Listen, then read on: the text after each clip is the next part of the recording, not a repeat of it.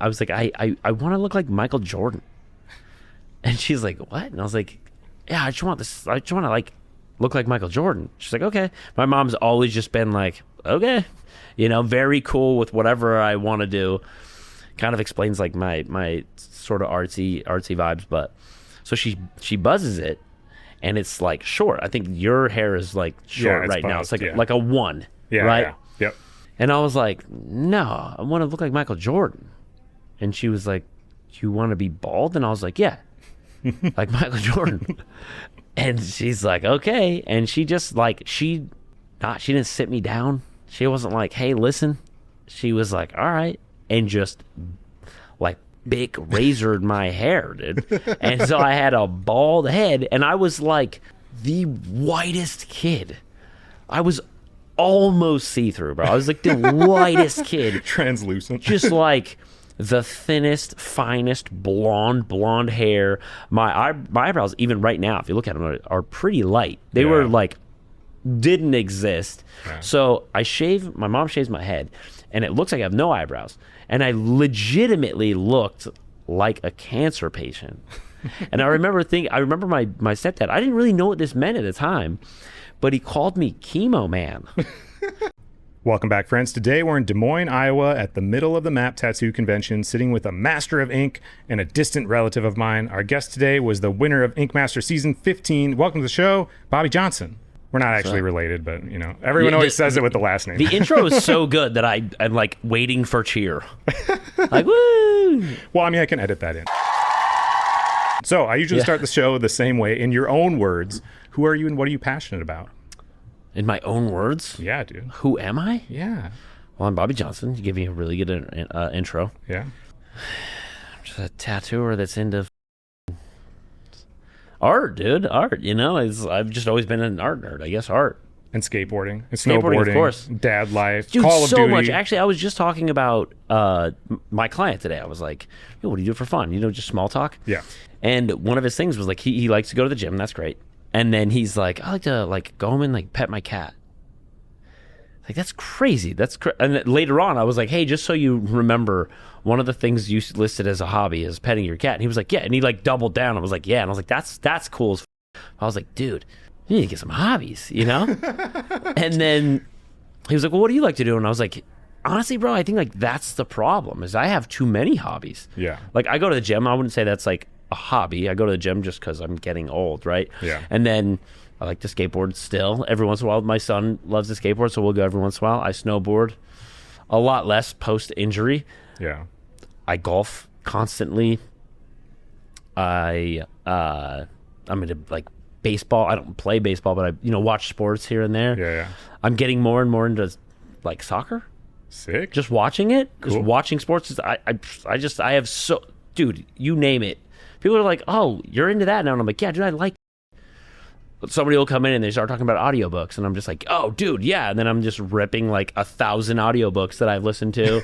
And then somebody comes in and talks about anime. They're like, how the f*** do you know everything about anime? I'm like, I love anime. I watch anime. What's your favorite anime? So, that's tough. I think I have 3 lists. It's like my top current favorite, my personal all-time favorite, and then the final list would be like, inarguably, I would think that like these are not my favorite, but like maybe the best 3 animes, right? And those all 3 change, but right now, yeah, my favorite anime right now is, dude, I'm so late to the game. It's almost embarrassing. It's almost embarrassing that I'm saying this at this time, but One Piece is crushing for me right now. But I just got to like really, really good. I'm on like episode like in the 600s. I was gonna say there's like over 1,000 episodes. It's a lot. That's why I've never watched it, because I'm like, I'm not about to commit the next 4 years of my life to watching this show. So I thought that, right? And then Bob Jones actually was like, dude, you gotta watch it. And him and I have so many similarities, it's crazy. He likes almost all of the that I named. Sure. Save like a lot of the sports stuff. Yeah. He was like, you gotta watch One Piece. And I was like, okay. And so I started it, and people were like, dude, you're never going to get through that. I was like, dude, I don't know that you know who I am. Because now I'm definitely getting through it. I watched Naruto twice. Whoa. Yeah, and Naruto's still not as many episodes as No, that, nowhere right? near. I read the whole thing. I didn't watch the whole thing. Whoa, that's even crazier. I actually had all of the books at one point in time. That's cool. And What then a flex. I went through like a purge of like, I need to like let go of things. And Yeah. so I sold all of them for very, very cheap to somebody who is like stoked about it. Okay, so I don't want to talk about anime for super long. So what are the other 2 anime that are in your top 3? I mean, that's good enough, dude. I like all the big stuff. I like all the the Hell's Paradise, the Solo Leveling, all the big stuff happening right now. I'm a very current Jujutsu Kaisen. Like I'm a very current like watcher. Tight. Okay, so currently those are what you're watching. What are you currently doing career-wise? I mean, you're still tattooing, but what? You had a clothing brand, several. You got. Yeah, You don't yeah. have a podcast anymore, right? Don't have a podcast Yeah. anymore. What are you doing professionally currently? Professionally, currently, dude, I'm trying to slow down. Yeah. I've just been going so hard for the last 3 years, previous and post Ink Master, that I've just been going hard, traveling. Everyone's like, dude, I can't even keep up. And I don't even post half the places that I've gone, right? And so I'm just trying to slow down a little bit. I think in regards to, and what's funny is I think people think that slowing down means like taking a step back. And I was explaining this to my wife. I was like, I want to tattoo less so that I can draw stuff better, so that I can produce better work, so that more people, weirdly, even more people will be interested in my work, and I'll stand out just that much more, right? Like, Yeah. like taking a little bit more time, being a little more refreshed. I feel like everyone in our industry for sure, but I think it's just like a thing right now. Like burnout is like crazy right now. I think we're just getting hyper stimulated Yeah. in so many areas that everyone's like, man, I just feel burnt out. And I'm like, there's only so many times you can go, dude, me too. Before you realize, I think everyone's feeling that to a degree. You know what I mean? So instead of getting burnt out, because I love tattooing and I love art so much, I want to take a step back so that I don't get burnt out, so that I can put quality. You know what I mean? Yeah, well, Put it's just forth about being more quality. intentional about what you're doing, right? Rather than just like, all of these opportunities are coming my way. I got to make sure I take advantage of all of them. Right, and I did that for 3 years, and you know what? It just I really got 60 to 90% of 1,000 goals, and never 100 to one of them. It's like you and I were talking about how you had, your skate shop, and I'm sure that all of your listeners know your story. Yeah. But you and I were talking, and you were telling me your story, and you were talking about how you had you had this, and you had the skate shop, and you tried to do contests and giveaways and things, right? And then you were like, once you sold that, you could just concentrate on this, and it's just been so much easier and so much better, I'm assuming, because it's just one thing, right? Yeah. That's what I mean by like taking a step back, like slowing down, not necessarily like, oh, I'm tired of it. It's like, it's actually quite the opposite. Yeah. I don't want to be tired of it. You know what I mean? Yeah, just taking on less things, but putting more time into the things that you are taking on. I want to hear, so I do have a bunch of like specific questions I want to ask. First off, where did the name Glendale Bully come from? Because I have not heard that story on the podcast that I listened. I'm sure you told it, but it's dude, a good it story. wasn't on the Deanna one. It wasn't on the Ink Master stuff. I did Deanna's podcast 3 times. Though. Well, I listened to 2 of them. You didn't talk about it on either of those. Yeah. Well, whatever. Where'd the name come from? So, you before this, you asked me like, oh, like what kind of music do you like, right? Yeah. And I said I listen to rap music, and so I've always listened to rap music since I was a kid. And I was younger. I was early 20s. And I remember Beanie Siegel also went by the Broad Street Bully. And I was like, that's so sick. Like, he has like 2 names. And this is before I knew that it was like a Philly thing. And he was like, he's from Philly, right? So it's a Philly thing. I was like, oh, it's so cool. He goes by Broad Street Bully. It's like, he has 2 names. His name's not even Beanie Siegel. It's like, that's also like an artist name. Like Beans and all these different names. And I just thought it was cool that he had like an alter ego. At least that's the one that stuck out in my brain, right? A lot of people have alter egos, right? Like Frank White. That's Biggie's, or you know what I mean? Yeah. Machiavelli, it's $2. Like all these people have like these whatever. And so I always thought that. And then when Instagram came out, and I just kind of and Facebook was like a thing, and then when Instagram came out, I noticed people's handles were like creative things. They weren't like there were people that were like, Their names, Adam Scott Tattoo or whatever their name is, right? But there were other people that just had like cool nicknames, and I was like, yo, I think I'm gonna be Glendale Bully, because I grew up in Glendale, and I've always been prideful about that. No, actually, hilariously, Glendale, Utah, Salt Lake City, is it's one of the only neighborhoods in Utah, because Utah's it's pretty white. Yeah. You know, with all due respect, it's pretty white. Yeah. You know? And there's 3 neighborhoods that everybody knows that are like more minority than like white populated, right? Yeah. And it's Rose Park, Glendale, and West Valley. Kearns, you could throw Kearns and like other little neighborhoods in there, but those 3 are like widely known to be that. And I grew up in Glendale, and I had no idea that was a thing until I moved in my later years of being a kid, like my late teens. I moved away, and not only did I notice that there were like, it was less diversity, but people were like, yo, you grew up in Glendale? And I was like, yeah. And they're like, that's crazy. And I didn't think that. It's not a rough neighborhood. Sure. You know, it's not your traditionally rough neighborhood, if that's a thing. Like, you know, it's not, I don't want to name anything because I don't want to, you know, put any neighborhoods out there, but you guys, you know what I mean? Like historically rough places. It's not like that. But it's not like Compton that everyone shouts out or whatever. Yeah. Right. But it's I guess it's like just diverse. And then when I realized that, I had like a sense of pride for that, because I just loved growing up there. And then it always got like a little bit of a reaction, right? Yeah. So yeah, and then you know, fast forward to me trying to think of an alter ego, and I was like, Glendale Bully. I just got the bully part from Beanie Siegel, and then Glendale Bully. Yeah. That's the long version of that. You did make that one long, but that's okay. Yeah. So one of the things everyone knows about you from the show, from Ink Master, to be clear that you were on Ink Master, but from the show is the look, which everybody has like a look on the show that's like pretty intentional. You had the most luxurious locks ever, and these very large, really cool glasses. I did, yeah. You toned it down. Why'd you cut your hair?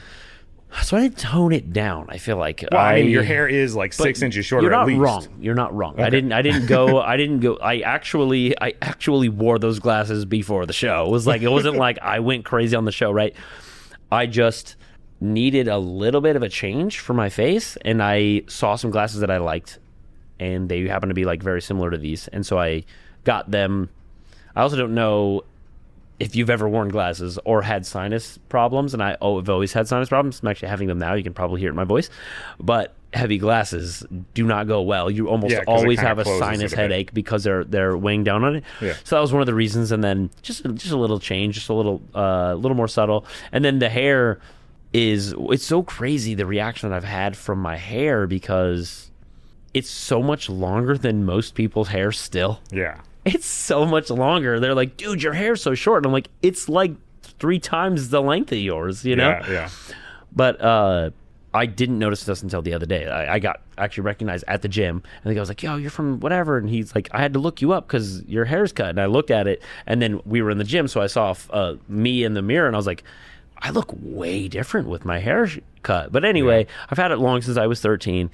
And it's just getting to me. I kept seeing photos of the back of my head, and it was just like a f***ing mangy like mess. And I was like, this has got to go, dude. I'm just so tired of pulling this up. It looks like dirty all the time. You know what I mean? It was just a lot to maintain. And then when it's curly, if you've ever had curly hair, I don't know if you have, and long, it's f***ing poofy, and it's just hard to maintain. So it's just easier short. A little bit of give myself some relief. When I was 17, I had hair down to my shoulders, and not quite as curly as yours, but definitely like Jim Morrison wavy. You know what I mean? So it was, I love Jim Morrison, and I also was like, yo, I got Jim Morrison hair. Yeah, dude. Yeah. So you mentioned to me when we were hanging out downstairs, when I just came across you, I was like, oh, Bobby, what's up, dude? That you have a story about not having any hair. I want to hear this. I want to hear this story. Yeah. So that's a great transition, by the way. He's good. He's good. So as we were talking, maybe this is why I don't get haircuts, dude. You know? Because like I will just go, I've had long hair since I was 13, right? And this is the shortest it's been since I was 13.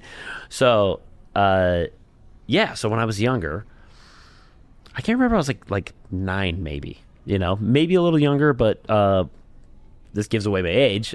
Michael Jordan was the guy, right? Everyone loved Michael Jordan. And I grew up in a suburb of Salt Lake City. Well, it's like actually like as close as you can get to Salt Lake City without being in the city. It butts up next to the city. Yeah.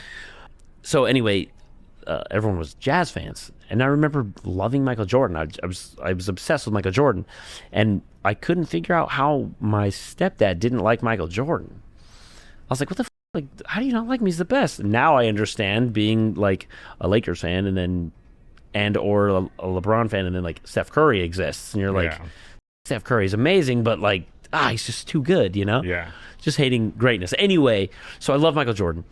So I went to my mom. She's like, let's give you a haircut. I'm like, okay. And I was like, I want to look like Michael Jordan.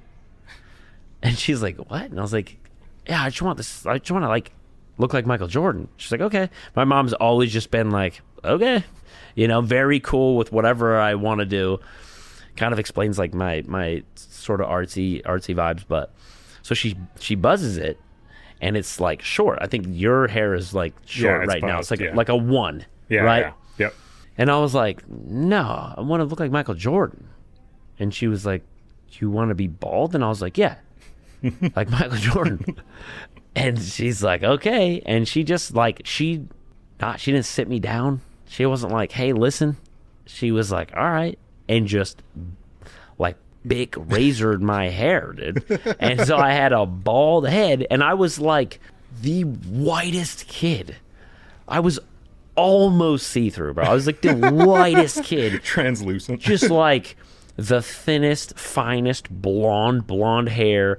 My eyebrows, even right now, if you look at them, are pretty light. They were like, didn't exist. Yeah. So my mom shaves my head, and it looks like I have no eyebrows.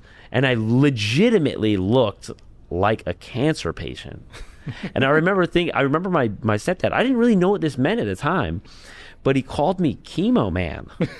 And I was like, oh, that must have been like a cool like superhero from like when he was a kid. And then I grew up and I'm like, oh, he was like saying I look like I have chemo from a cancer patient. I'm like, that's insane to say, but like he knew that I didn't know, Yeah. But yeah, like I guess sort of shout out to my mom for like not putting that together. I don't know, but it's insane that she just was like, yeah, let's just make you look like Michael Jordan. This is that's never gonna happen. Yeah, but it'll grow back. I'm never gonna look like Michael Jordan. That's the lesson, right? Is hey, your hair will grow back. Yeah. No big deal. You'll see this and go, maybe I regret this, but it's not like a life changing. Well, it is life changing because we're still talking about it, I guess, all these years later. Yeah, of course. But it will grow back. So, were you big into basketball at that time? Because at some point you switched to skateboarding, right? Yeah, but you know what's funny, dude? So I've always been into sports, right? Yeah. My mom and dad were never together, and so I've always been like split, right? Yeah. And my older brother, he has a different dad, and he's been split, and we were a little different. We were just like slightly different kids. Yeah. And I've always been into sports and active stuff. He's like a video game kid. Sure. He liked basketball when we were younger, but he grew out of that. And he actually started skateboarding, and I was like a jock kid, like a jock kid. And I loved basketball, football. I played Pee Wee football, and my dad was like, "You're gonna be a quarterback," Wildly, I was the quarterback of my Pee Wee football team. But I remember it was 8th grade. It was the summer of 7th and 8th grade, and we were going into, it was going to be our last season before we started like prepping for high school football, right? And all of my homies are growing, and I just stayed this like skinny little rail kid. And I remember going to football practice and being like, yo, this sucks, dude. Like, I was getting brutalized in football practice. Instead of kind of just being like one of the smaller kids, I was like, they were pairing me with people that were like my size, and I was just getting wrecked, right? So I remember I told one day I was getting rinsed in football practice, and I told the coach, like, hey, I actually have a doctor's appointment today. And he's like, oh, okay, yeah, you can leave early. And I just walked home with my football pads. I did not live close to the school. I was 7th grade walking home miles. It took me like an hour and a half, 2 hours to walk home because I was avoiding football practice. I was like, maybe I should stop this, right? So then I got into skateboarding because my brother, I actually told you this story earlier, was teaching me. One night we were just like in his bedroom, and he was like teaching me how to kickflip on just a deck with no trucks or anything, just on carpet. And that's it. I just transitioned. It was like pretty smooth. I went from jock kid to skateboarder like almost overnight. So where can we find all of your old footage? Oh, dude, I wish. You don't have a sponsor me tape anywhere? I wish. I do. And I actually have. Dude, so also was just like not didn't grow up with tons of money, right? That's like a lot of people don't. I don't like to make it a thing, but my dad even like paid for my football stuff because that's what he wanted me to do. My dad always done pretty well. My mom's not. Sure. Oh, Anyway, so as such, we didn't I had homies that would get like the skate videos, like all the new skate videos, and I used to set up. I don't know if you ever did this, but there's a point to this. I promise. I used to set up 2 VCRs, and I would borrow their skate videos, and I would play them, and then I would push record, and I would play. We did that to the Star Wars movies in my house. Oh yeah, so you know what I'm talking about? Just like ripping videos, and I just ripped like. So anyway, this is why this story is interesting, because as you were saying earlier, like you had to get rid of like your anime and stuff, right? Yeah. And I'll do that every once in a while, but there's certain things that I just will not let go. And I have this 1 or 2 shoe boxes, like old S shoes, like shoe boxes, and an America shoe box that are full of those either like legit skate videos that I bought, or the ones that I press play on this one and press record on this one, and they're like ripped, and I have like this is skateboarding video, the American video, and I just like drew the symbol on the front, and I just have it. So I have all these, and in there, one of those is a sponsor me video that I made of myself, like editing it together with like we had like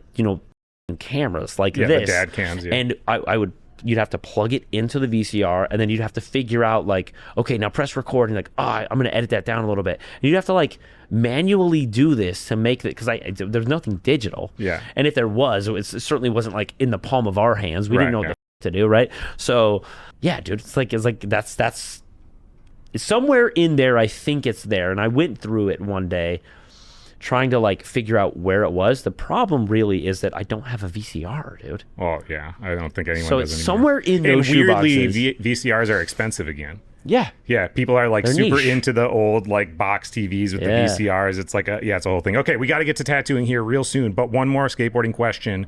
Who was your favorite skateboarder growing up, and what was your favorite skateboarding memory? Okay, so if I had to pick one skateboarder, and this is fair is fair, I got him tattooed on me. It's covered up now, but I got him tattooed on me. It was like I was 17 years old. I got a tattoo of him, and it wasn't necessarily for his skateboarding. I did love his skateboarding, but I just loved him. I loved Jim Greco. So sick. Dude. I loved him, bro. He like was when he had the skin tight pants and the circle glasses. Yes. He was the coolest motherfucker the tiny ever, leather jackets, dude. I still he like does like hammer skateboards. Yeah. I don't know if he still does it, but like not that long ago, like under 10 years ago, he was doing these hammer skateboards, and I bought a signed skateboard from a couple of them because I was like, this is so sick. I get to have it just was so cool. I even had the hammer logo tattooed right here. Wow. Yeah, it was like the hammer with the like 4 like. I had his first Supra model of shoe that had the like dollar bills on the heel. Yeah, dude. Yeah. Okay, so what was your favorite skateboarding memory? Whether it was like something from you, like skating a contest or landing a certain trick, or what's one that sticks out? That's tough, dude. That's tough. One of the coolest things that I ever remember, just feeling so clean. Maybe it wasn't the first time, but it was like I figured out. I don't know what it was. I never was good at 360 flips. I was never good at them. I could pull them off. If I'm back against the wall, you bust one on me, game of skate, I'm gonna stick it now. But I've always been that like dude who pushed his 360 flips out. Sure. right? Like a lot of my homies, and now relearning with my son, I'm starting to figure out how to pop them under me. Sure. It's more just like back foot, but I was more flinging it. Yeah. I was always been that, right? But then one day I just figured out, and I don't know if it's like the way my body is set up and the way that I'm moving, I just figured out Nollie 360 flips one day from flipping them over a million times, but because they would just flip under me, and Dude, I just I remember learned them those feeling, first too. Yeah, bro. Like, is it? I think is it like Because your is it the momentum, you just kind of pop it and it stays underneath your back foot, and you just like. And I think what it is that with a 360 flip, I'm using my front foot to flick forward. My front foot in my brain at this time, there wasn't like videos of, the science behind where your feet go, right? You just had like these videos and you watched other skateboarders, and somebody might go scoop it, and you're like, what do you mean scoop it? And I am scooping it, but you're kicking it, right? Yeah. But then you go nollie, and your power foot, or like where the foot that you think is doing all the work, is actually doing all the work. It's your scoop foot. Yeah. I think maybe that's it too, right? Yeah. Like there's got to be something there where like my front foot just knew how to like scoop it. Yeah. I remember I was wearing blue suede Antoine Dixon Supras. Oh, I had a blue flannel on, and I was living in this apartment. I was like 19 or something, and there was a big open parking lot that was like behind this fence. And I remember I would just like hop over this fence and skate in this empty parking lot all the time. And one day I was just like, I wonder if nollie trays would work. And I started like just kind of like flinging them. And I remember landing one and being like, oh my God. Yeah, what the just did that. Yeah. Like, how did I do that first? What in the world? Sick. Yeah, for whatever reason, it just worked. Okay. Hey guys, I hope you're enjoying the episode so far. This episode is brought to you by Reaper's Grip. Bobby actually did his own signature grip tape with them. Check this out. For a limited time, you can get a sheet of this grip for yourself for only $20 at reapersgrip.com. But there's a limited quantity, so get them while you can. Back to the episode. We're gonna have to hang out and do like a whole skateboarding reminiscing bonus episode at some point when we're both in the same area. Are you gonna go to the Richmond tattoo convention? I'm there every year. Okay, so Jesse's like telling me, I contacted Jesse several years ago, and we've been like buddies on Instagram for a long time, and I told him I've been trying to come out there. And this year, he's like, you're gonna come this year. So, yeah. So we'll see. Maybe I'll be able to make it out for that. Okay, so we got to talk about tattooing a little bit. And we don't have time to go through, like, your whole story. You wouldn't want it. Yeah, well, I mean, there's a good story. But by the time you went on Ink Master, you had already built up a pretty big social media presence and had already been tattooing for a long time. Give me, like, if you had to try your best to do it in under, like, 2 minutes, just the tip of the iceberg summary of like first tattoo until where Ink Master is. I know that's like impossible. Okay. But just like briefest of summaries. Okay. First tattoo that I did? Yeah. Okay. First tattoo, Uncle Frank got out of prison, taught me how to tattoo with a prison machine, tattooed my cousin. That's first tattoo. Had a washed apprenticeship for a time, quit tattooing for a hot minute, taught myself how to draw, watched all the shows, like weirdly watched all the shows when I wasn't tattooing, like after I had my little apprenticeship or whatever. Didn't tattoo, but I watched all the shows. It sounds insane. And it's also like I remember getting talked to about Ink Master, and I was like, oh, I'm not doing Ink Master, dude. That's not for me, because I was like a tattooer, right? But like I just wanted to learn. So I would watch LA Ink, and I would just, the little 2-second clips, I'd be like, yo, I think that dude's like floating his needle. Like I would just like look at everything, right? Magazines. And it wasn't I never really watched Ink Master hilariously. Like I did, but I didn't watch it like LA Ink just because I looked at these guys like they were my idols. And also Ink Master really wasn't a thing yet, right? Yeah. And watched Miami Ink, all that stuff. And then fast forward, you get your foot in the door. I get my foot in the door somehow, and then move across the country to work in a walk-in shop, and then I go back to I start traveling everywhere. Go back to Utah, where my wife now that I met her. We've been together 13 years. So 13 years ago, me and my wife, we moved back to Salt Lake for a very short time, and then we decided that we want to live in San Diego.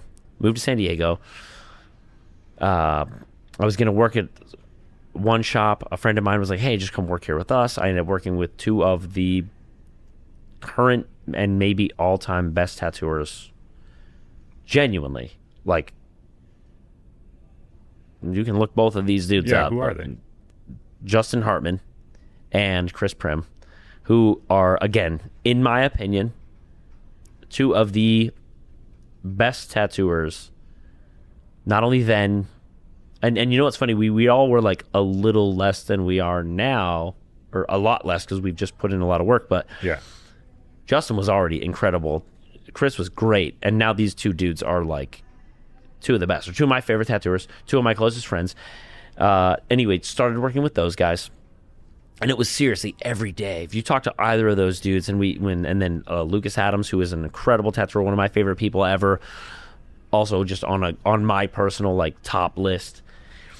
And he was an apprentice, and then the three of us and him would just come in with like a design. I'd be like, you'd wait till the boys see this design, you know?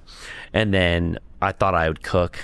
I thought I cooked, and then I'd come into work, and I'm like, dude, I'd like look at their designs and be like, yo, I gotta, tomorrow, wait, I'm gonna come with some heat, dude. And it was like on a very healthy competition, right? And it wasn't even it was an unspoken competition, right? It's kind of like golf and skateboarding. You're working like it's your own, you're working yourself. You can look at someone and go, man, I want to be better than them, but really you're working against yourself, right? You're like trying to be better than you were what you want right? is to win tomorrow, but then you want them to beat you the next day, but then you 100%. want to win the next day. Dude, them beating me every day is the only reason I'm in this room right now, dude. Sure. Them outdoing me every day is why I'm sitting in this room, is why I made it on Ink Master, bro. Yeah. Like literally, like there's nothing more valuable than seeing someone go harder than you every day and them think that about you.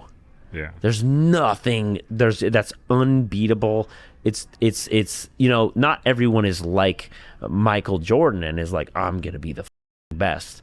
And maybe, you know, we all three had that in us, but like really when you see someone come in with heat every single day and you're trying to come in with heat every single day and you're pushing them, you're just catapulting each other to the top, right? Yeah. And not that there's any top, or, you know, I'm I know at some sort of top, but it really pushed me and motivated me.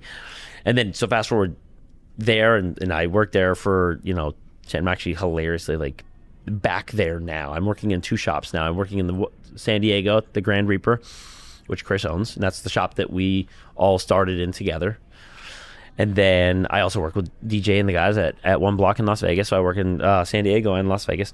But back to that, I was there for some time. Then I moved to Salt Lake, and as soon as I moved to Salt Lake, I just kind of wanted to do my own thing and learn. It's kind of like away from the guys. And I get hit up for Ink Master, and I wasn't originally going to go.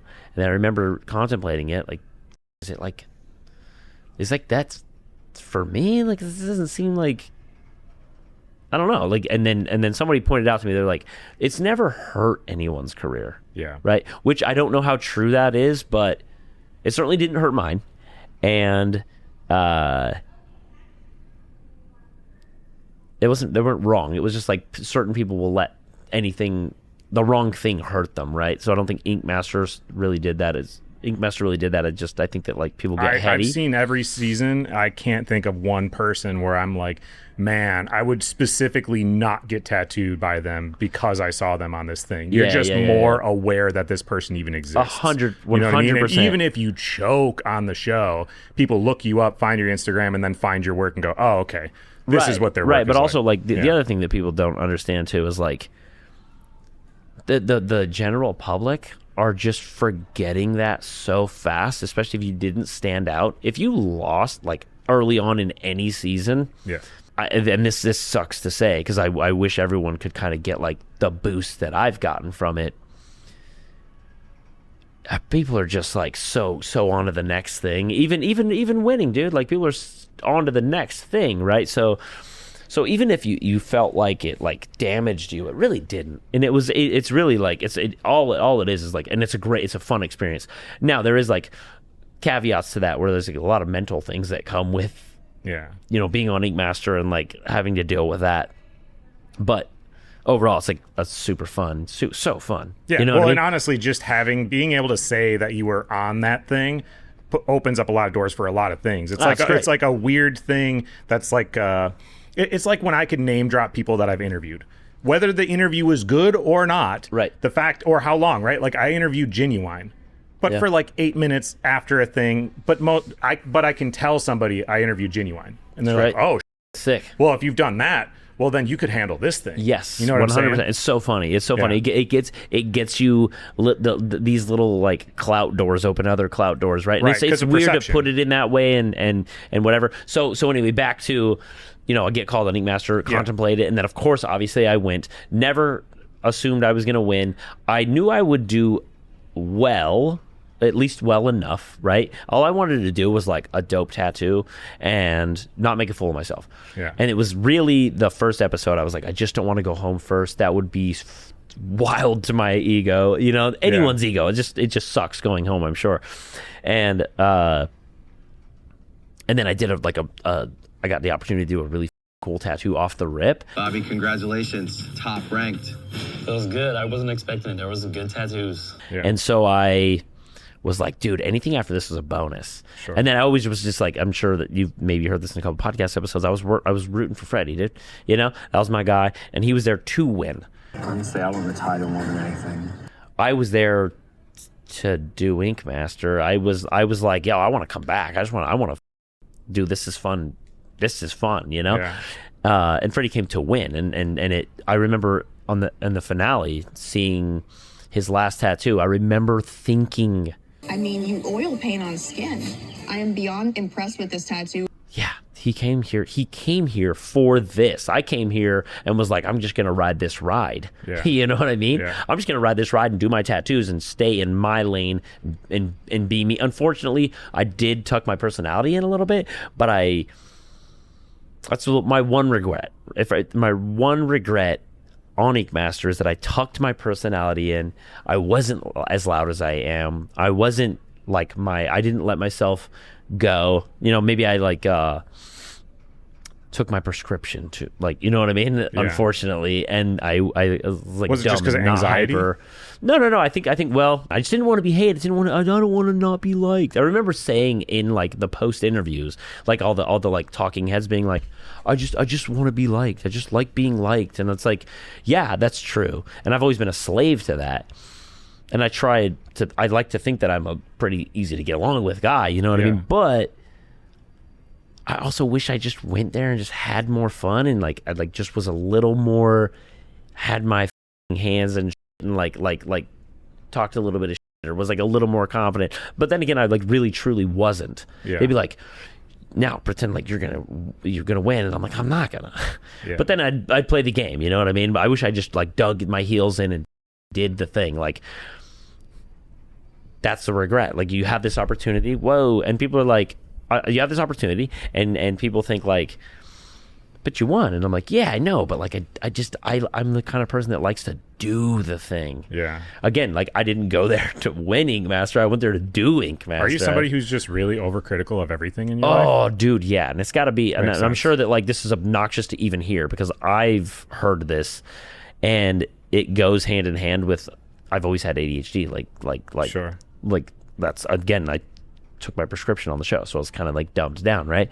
And I've learned that comes with that, the overcritical, overanalyzing yourself, wanting to be liked is all embedded in that. I guess.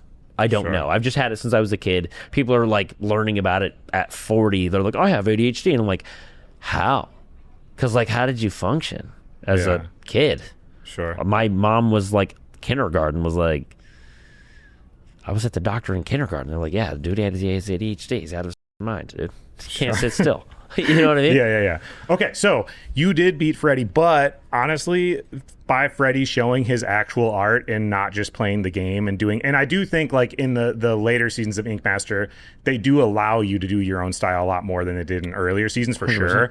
And he really did show off his own style so much that he built a massive fan base and people loved him from that show. Yeah, He oh, didn't yeah, win oh. the money, but Absolutely. he had just as much fame and notoriety regardless of if he would have won or not because he 100%, showed yeah. off amazing and incredibly unique work on that show. 100%. I want to hear some other things about the show, just some easy questions. My favorite thing from the show are all of the flash challenges, just because Same. being an artist myself, and not a great one, but I'm an artist, I see those things and I'm like, I want to try to do that. Like, there's all these cool opportunities it's of so things where fun. you're like, I would never be able to, or could never justify spending the money on these materials and putting the time and energy into doing this thing that I would have to throw away or put in the store. Like, you can't justify doing that normally. Right. You guys have an excuse to do it. Granted, yes, it's on TV and there's pressure involved, but which one was your favorite? Okay, so real quick on those, right? Like, and it sounds cliche. I've said this on many podcasts, I'm sure. The best thing is easily the friends you meet. Like, you see it. Me, DJ, Freddie, all Gian. We're all just like super tight, right? Yeah. So that's the best part. But in regards to, beyond that, let's put the cliches away. The flash challenges are my favorite. Yeah. I don't know if he's changed his views on this, but I think Freddie hated them. And I think maybe he just like wanted to get to the TED. He was there to win. You know what I mean? Yeah. And a couple other people might not love doing them. I personally loved doing them, dude. Like you said, I'm not gonna grab a giant mirror and try and make art out of it. How the am I gonna do that? And where am I gonna put it? And yeah, if it doesn't turn out great, I ruined an expensive mirror. But they're like, hey, we're going to smash mirrors today, I need to get this goal pick, and I need to crush this flash challenge, especially because it's the last one. But my favorite one was probably... it was probably... It's not because we won this, but it was because I have such a good time around this person, and we had the best day ever. It was probably when Brian and I shout out to the Good Time Boys, which is I'm one half of the Good Time Boys. Good time, boys. When Brian and I did the eels on the sheet metal, we used different grinders and things for textures and different we had a torch to make it blue and stuff, made the bubbles. That was really fun. This thing has amazing composition. Hilariously, I remember we're getting critiqued and Freddie said, yeah, but it looks like something that you would see in a Chinese restaurant. And I remember looking at it being like, oh my God, dude, it looks like something you'd see in a Chinese restaurant. But that was my favorite challenge, for sure.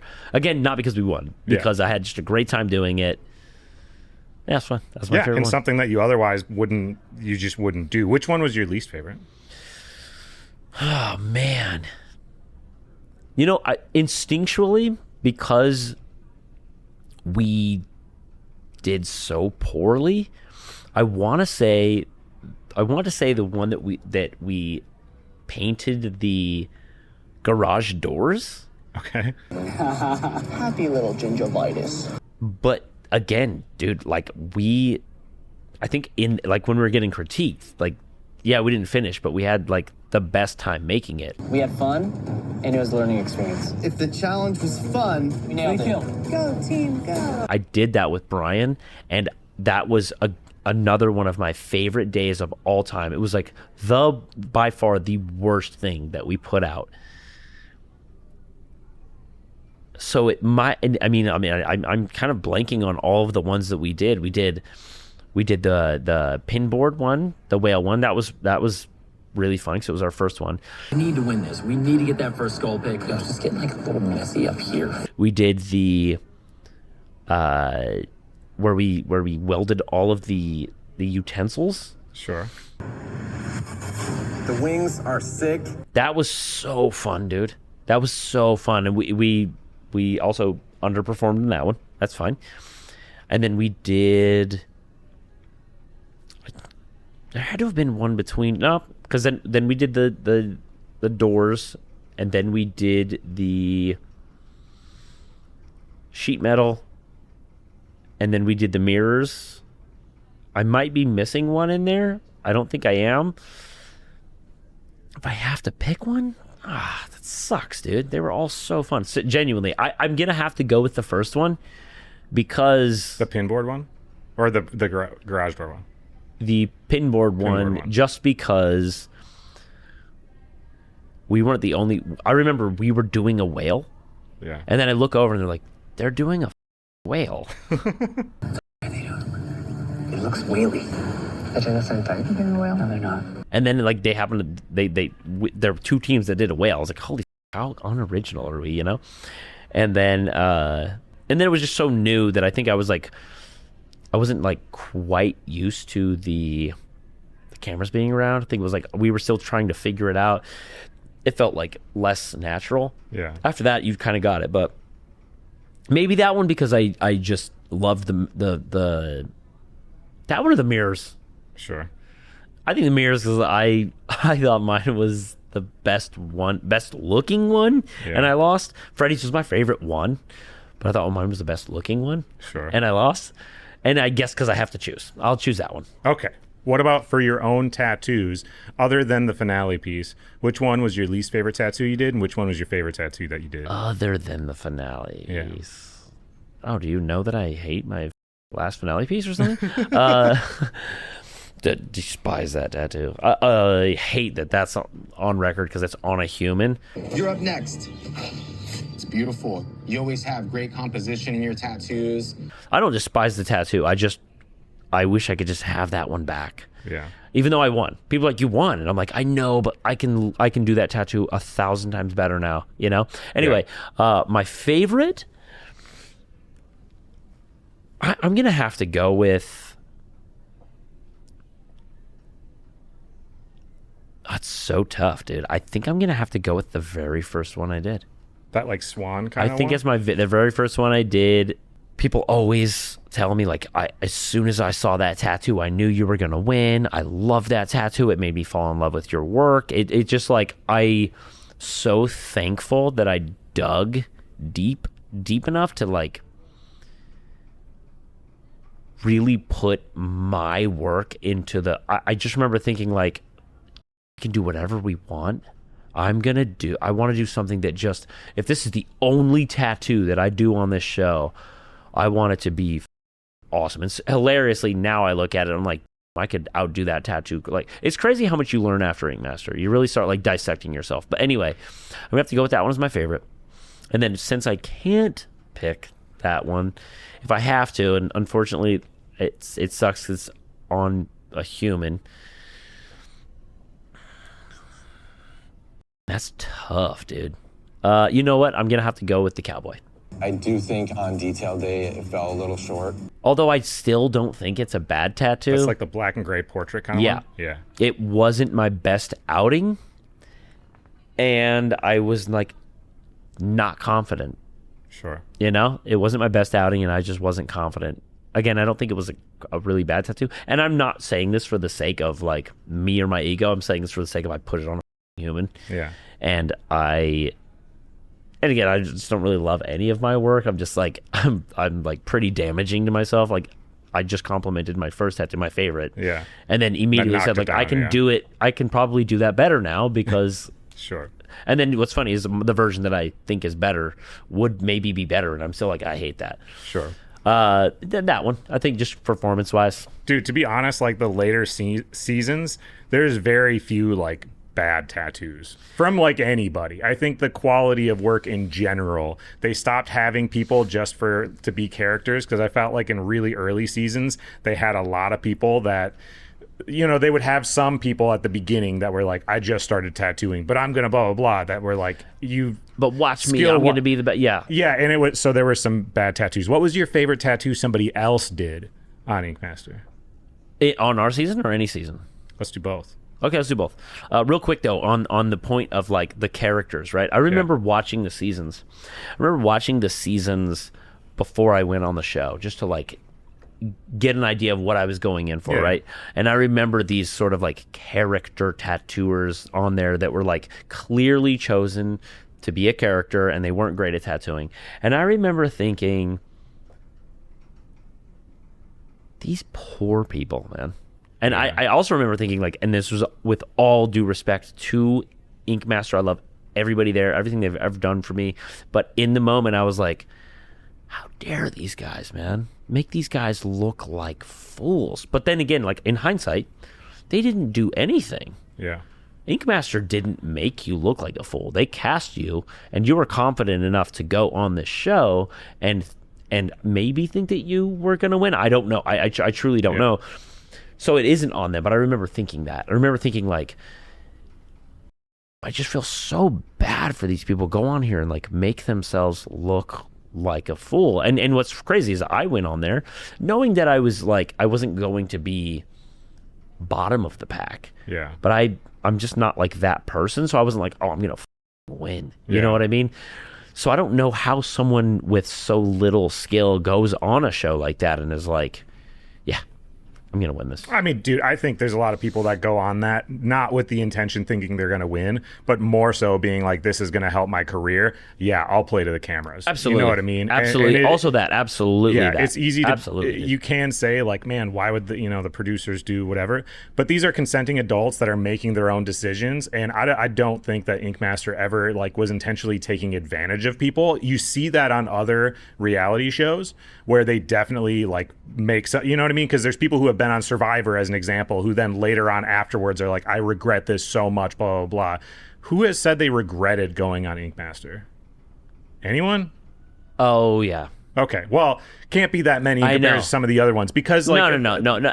Well, you look at it this way. So people really get a sour taste in their mouth. They really don't think like I'm going to get like this backlash from people like that. You're going to be, dude. I was so nice.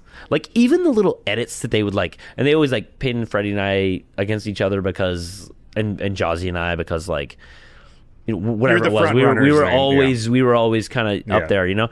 So they would, you know, Freddie would get a thing, and then they'd like edit me like rolling my eyes. Thank you.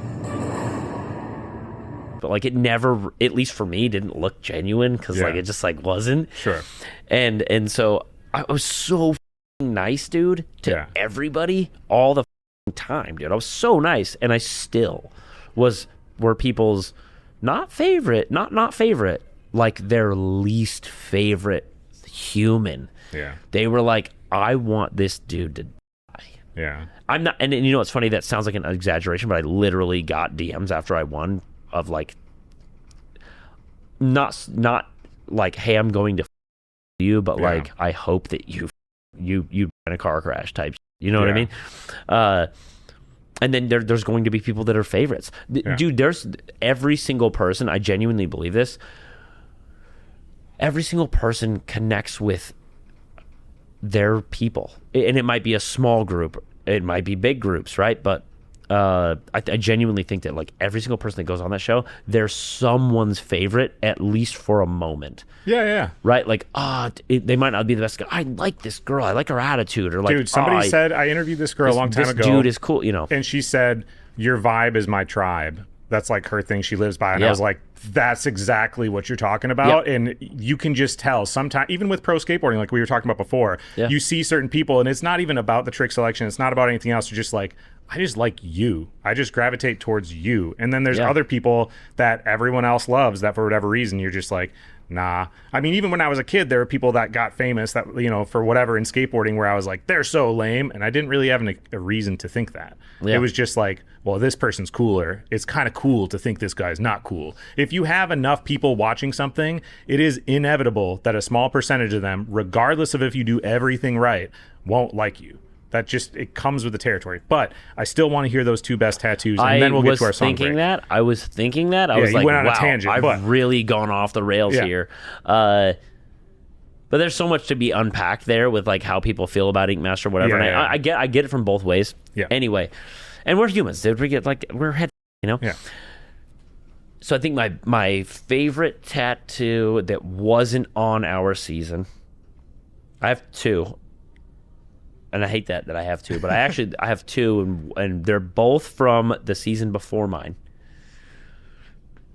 I loved the portrait. He probably hates that I loved this tattoo, but I loved the portrait that DJ did of the lady with the glasses. Yeah. I remember thinking that. I was like, how did he do the glasses, bro? With the orange glasses, that old lady? That was like, such that's a cool so good. But like, Now, then, my all-time favorite tattoo, maybe my all-time favorite tattoo that was ever done on Ink Master, is Bob Jones, like the Japanese woman looking in the mirror, and it's like a demon that's coming, like her, like the back of her head is like a, I think it's the back of her head is like a demon head, and then her face is in the mirror, and it's like a regular face. I can't. Or something like that. Anyway, yeah. I can't, it's called something, but he did it, and I just remember being like, dude, that is not only like the coolest design, but it's so bold and so perfectly, so flawless. That tattoo is literally without flaw, bro. It is so good. And this is before I knew Bob Jones. I didn't even know him. Now he's a really good friend of mine. But that tattoo is perfect, bro. I also really, really, I love, shout out to my guys, the Tex. I love James' back piece. But it's a Medusa, so like you know, yeah. It's like whatever. It's so but it's just so good. Like no one's beating that back piece. Dude. Yeah, the colors and everything. No one's beating that back piece. I know I'm getting greedy and picking too many, but I also from that season love Anthony's cheeseburger tattoo. Yeah, bro, that tattoo is so good and so creative. Yeah, it's such a good tattoo, right? And then from our season, I think from like the writings on the wall, I'm gonna pick a Freddy tattoo. He probably hates that I love this tattoo, and he's actually I know that he hates it, but I love his last one. I love his last tattoo. I love it. You're a master at this style. The composition is beautiful. It was so good. I remember it being like, holy the color one. Yes, yeah. I remember being like, dude, holy shit, so good. You know, and then Nod. You know what? This is actually, I'm going to change my answer. It's still Freddy. And I hate that I love this tattoo so much because I gave it to him. I did not know what an exploding head was. Okay. In like scientific terms. Yeah. So I think that's what they call it, but it's like, he's like, I want an exploding head, and I'm like vetting these canvases, and he's like, yeah, I want this like I want it to like, I want you to see his face, and then like his skull, and then his face, and then his muscle mass, and then his skull, and then like it's like all these different steps. And I was like, color realism exploded head with the skull, brain, and atoms floating above it. Whoa! I was like, and then I kept exploding. He's like, he wants it to be exploding. I was like, I don't want to do that. And then I gave it to Freddy, and then I wasn't trying to him or anything. I just I just was like, oh yeah, we were like signing these out, and then I took the heart, which I still love that tattoo. It's a little dark for me, but after I found out what that was, and after I saw what Freddy did to it, I was like, oh, that would have been so fun. Now, I don't think I would have done as cool of a tattoo as Freddy because that thing is so good. It's not only is it so good in like all of the, you know, the steps of like an exploding head or whatever, but the way that he like broke down the black and gray and the way that he did, you know what I mean? Like it's just like, it's like such a good, dude, that's such a good tattoo. It's everything we look for in this competition. Freddie had tattoo of the week, for sure. I think it's pinned on the Ink Master. It's like the only thing pinned on the Ink Master page. I think it's because it blew up. I think that's the tattoo. It's one of Freddy's tattoos, but so that one from our season, that one for sure. Who picked your finale outfit? Was that you? I did. Bobby Johnson. The title of Ink Master to me is so important. I did. That's a great question, dude. So, so my homie. Okay, this is deep lore, dude. So, one of my really good close friends was getting married in Washington, and he was like, "Yo, you should get a tux or like a suit from what's the tuxedo place? Indochino? I'm not sure, but anyway, Indochino is I think it's Indochino. Anyway, it's a suit place. It's like you can get a reasonably priced suit. I think I got it for like $300. So he was like, "Yo, get this like sage green, like me and all of the groomsmen." And I was like, "Oh, that's sick." Because I was at the bachelor party, but it was just because like they did it in San Diego, and one of my close friends is getting married, but it's just like his like childhood best friends, right? Yeah. And he's like, "Dude, come to my bachelor party." I'm like, "Okay, cool." So like they're like you know, they're 3 and 3. They're not going to add me to the groom's party, but they're like, get the matching suit. And I'm like, Yeah. I don't know, man. I feel like it's kind of weird if I get the same matching suit as you guys. I'm not in the wedding party. So I go there and I'm like, I'm just getting fitted and I'm looking and sorry that my stories are so long, bro. That's just how I'm designed. It's okay. So I'm looking at these colors and I'm just going to get black or like a nice color. And the lady, it's just like anywhere you go, they're wearing their brand. This lady's in like this like blazer.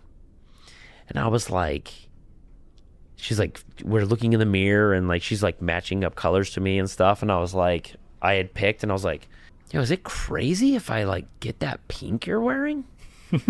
And she was like, this one? I was like, yeah, it looks kind of fire, doesn't it? And she was like, yeah. And she was like, you want to try one on? And so I tried the color on. And then she was like, do you want it like floral printed like mine too? And I was like, what do you mean? And she's like, you can pick like the inseam. And I was like, yeah. And then I like so like it's like floral inseam, right? Yeah. And then hilariously, I did this on my clothing brand. Several. There was an Easter egg, but it comes from this. In the inseam, it says, "I got to go bananas one time." It's a Cardi. It's a Playboy Cardi lyric. Like it's just like I got to go bananas one time.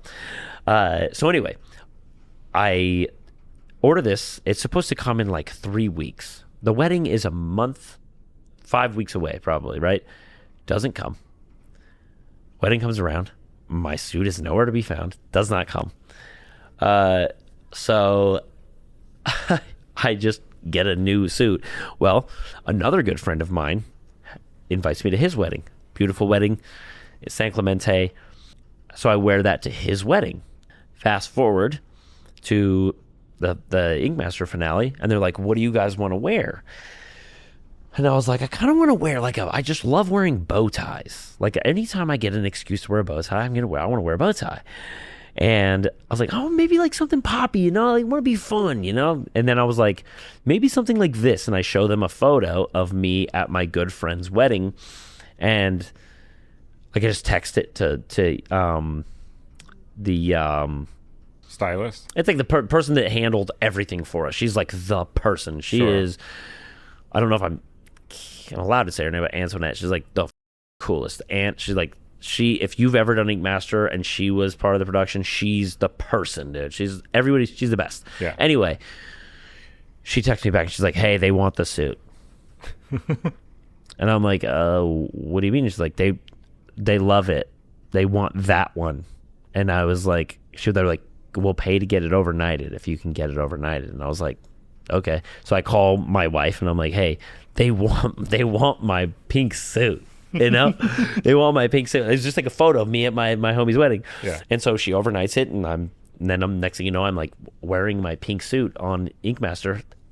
So, and then I win Ink Master in it. That's why I'm voting for Bobby. Holy congratulations, sir. This is where the deep lore comes in. The next season, the dude whose wedding, there's no way to plan this. There's no way to plan this 8 events. Like I couldn't have known. The next season, the dude whose wedding I went to in this pink suit is in the next season.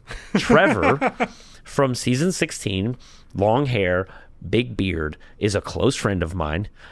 He is just on the next season after I wear the pink suit. I wore it to his wedding. It's his wedding. Fast forward to knowing most of the cast of everyone that's there. I found out that Trevor was on the show. I knew all of the cast. I thought I knew who everyone was before anybody knew. Yeah. And then it was announced. And then I was like, what the Trevor's on the show? Like, I didn't even know. And he's a close friend of mine. I knew all these people that I didn't know. I knew that they were on the show. Yeah. And then I found out that my close friend, who I wore the suit, is so weird. It's such a weird serendipitous moment. It's such a weird thing. Yeah. Dude. That's a great question because it was like it's so seeded. Yeah. It's so like coded, bro. That's crazy, dude. Well, I'm going to ask the question that nobody wants to answer. How much money after taxes did you get from the 250K? Well, everyone wants to know this. Nobody wants to say it from game or like when they're on shows and they win. They're always like, I don't know. I don't give a much was it? Okay, that's a funny story. That's again, there's always a story with me. It's always a story. I don't know how to shut up. So anyway, I didn't plan on winning, and then I won, and it was so surreal. It was so surreal. I cried, dude. I cried after I won. I cried when we like got to the hotel out in the front with me, John, and Freddie, and the one security guard that was our person. I cried, and then we went up to Freddie's room and had a drink and sat on the porch and talked for a little bit, because the only people that could understand what we were going through right in that moment were us three. So we were just like bonded together, right? And I go back to my room. I call my wife, and I'm like, she's like, oh my gosh, I was so worried about you, because like we filmed all night, dude. It was so long. I think it was like one of if not the longest finale to shoot. We were there from 11 a.m. until we left the studio at like 6 a.m. the next day. Oh my God. It was crazy, dude. We were sleeping on couches. There's like photos of us everywhere. If you watch the season or watch the finale, as the finale goes on, my hair gets poofier and poofier because I was sleeping in the back, right? Sure. So anyway, I'm out of it. She's like, you didn't call me. I told her like, hey, me and the guys made a deal. Whoever wins, doesn't matter. We're going out and we're celebrating for them. So you might not hear from me until later. Yeah. She didn't think she wasn't going to hear from me until 6 a.m. So she's crying. She's like, I was so worried. And I was like, hey. She's like, what? And I was like, I won. And she's like, what? I'm like, I won. I don't know how, but I won, you know? And so then we have this conversation. I get a hold of her, and I'm finally lay in bed, and I'm just, all of this is like, I'm like, yeah, how the I win? And then I don't know why, but this is the very first thing I thought. I was like, pull my phone out and I just Google how much money do you have to pay in taxes for $250,000, and like, so I got like an idea of it. I did, however, couple it with like my income. Yeah. So they didn't like take it out. I coupled it with my income, and then like had all my write-offs and whatever. So I think after all said and done, I paid, again, this is including the income for that year, after all of my write-offs, I think I paid like $90,000 in taxes. $90,000 in taxes. Oh no! But again, that's on top of what I made for the year. So off of the money, it had to have been in the 65, 70 range for sure. Brutal. At least. What was the first thing that you bought with the money? Did you have any irresponsible purchases at all? You didn't have one little sweeten where you're like, I wouldn't normally buy this, but people are gonna hate this answer, because I remember Ryan asked me on the post-show podcast. Yeah. She was like, what are you going to do with all your money? And I was like, you're going to hate this answer, but I'm going to save it. Yeah. And other than like one investment that went like not well, I have not spent any. Wow. I have it all. Dude, good for you. Yeah. I'm just that way, dude. I'm not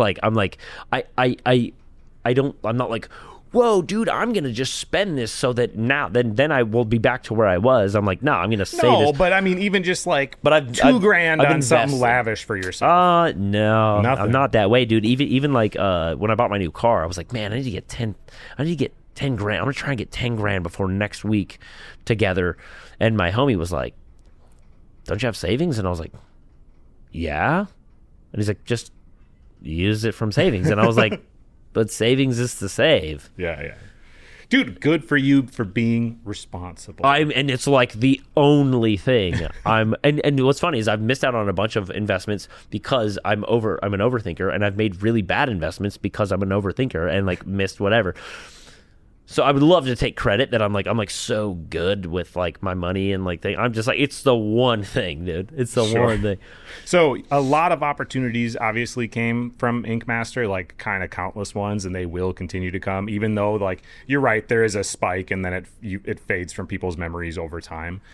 If you had to pick one door, like one opportunity that came up, one story that you could share that would not have happened if you didn't go on Ink Master, so many, just dude. one.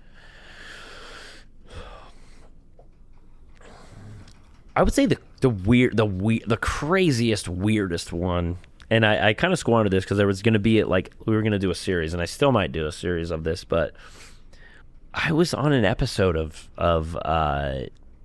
TNA Impact. I was on an episode of TNA Impact, the wrestling show. I saw a photo of that. Yeah, I was on a wrestling show, dude. Do you even like wrestling? So I don't like. I'm not a huge fan of it, but it's been in and out of my life. I also tattooed Dominic Mysterio from Ink Master, which is awesome. And shout out to my guy; he's the best. But and I got to do some really iconic. Maybe that's what it is. And it's weird that it's wrestling adjacent. Also, all different. They are not connected to each other. I got on TNA Impact because of a friend of mine, and they were like, "Yo, yeah, they'll have you on the show. They're gonna like introduce you and everything as Bobby Johnson, season 15 Ink winner of Ink Master." Like it's sick. Like I have it all on video, right? What do you do for work? Oh, dude, I'm a pro wrestler. Pro wrestler? His opponent, accompanied to the ring by Ink Master winner Bobby Johnson and Company.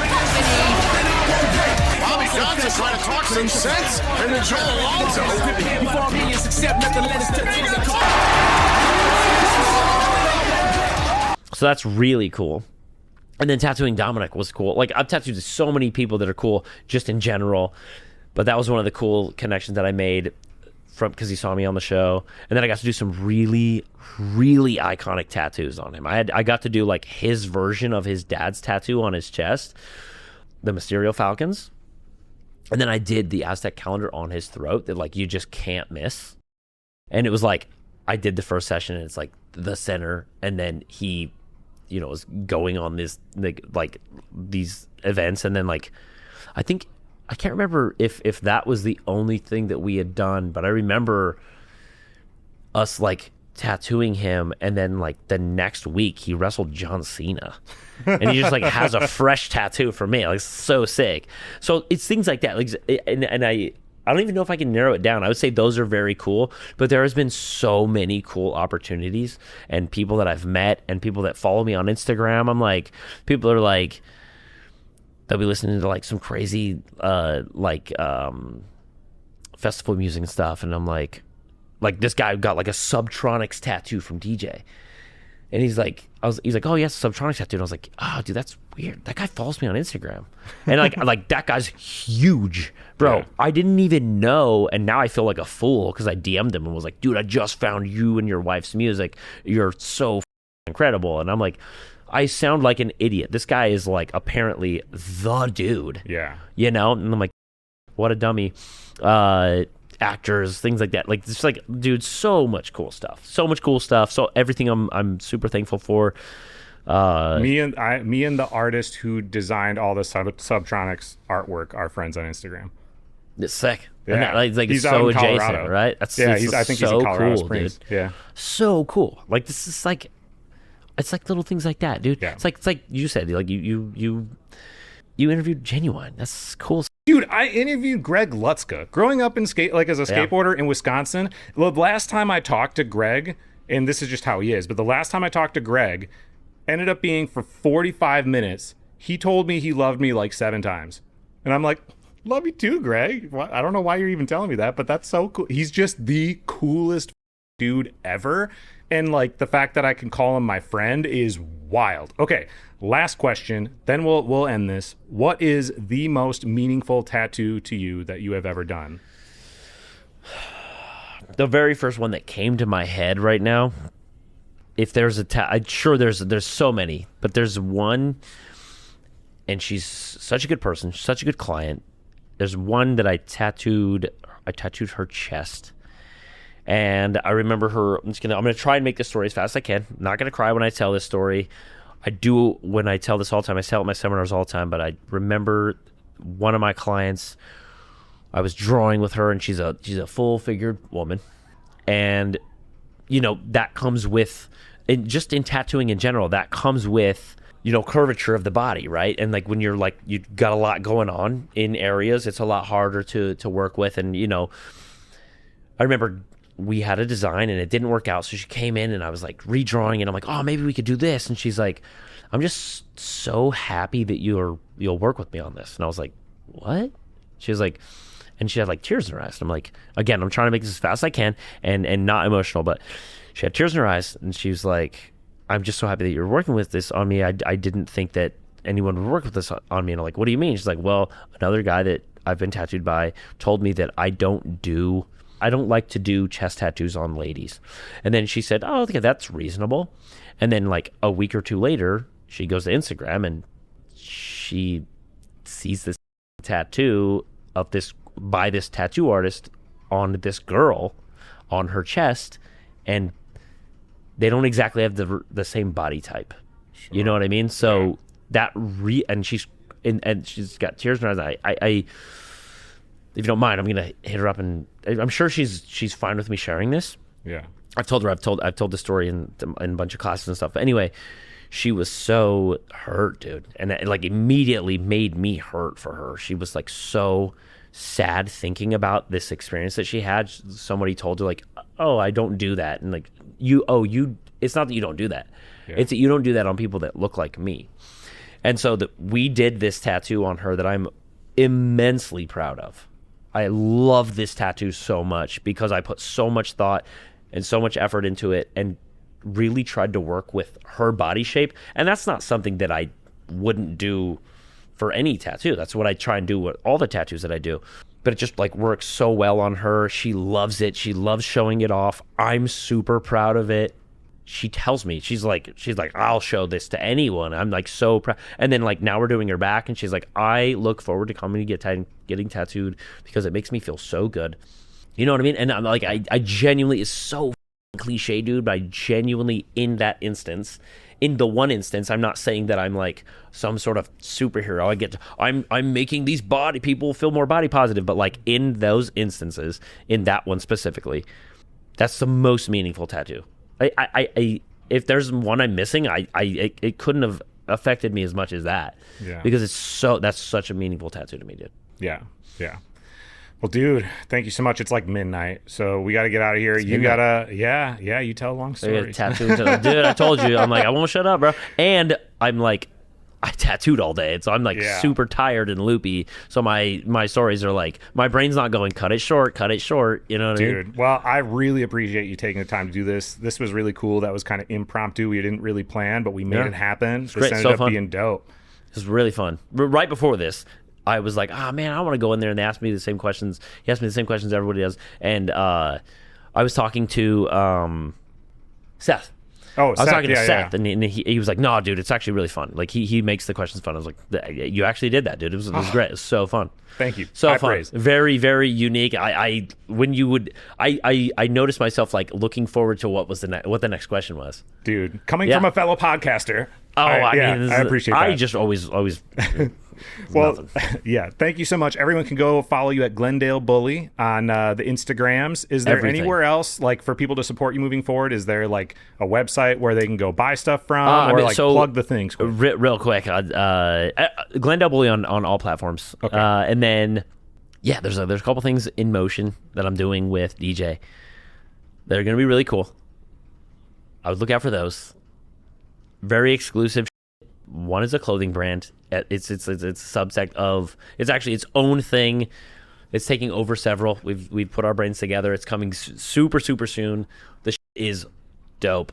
It is. I'm very proud of it. I'm very, very proud of it. And then some other things in the works for tattooers by tattooers. But again, that's vague. But the clothing brand is so soon. By the time this comes out, it should be launched. So go follow Glendale Bully, and you'll see all the news anyways, because you'll post all the things. And DJ, of course, DJ Tamby, dude. I'm going to interview him tomorrow morning. Say nice things to him for me. Thank you for joining us for this episode of The Passion Pod. We hope you enjoyed it as much as we did. We'll see you soon.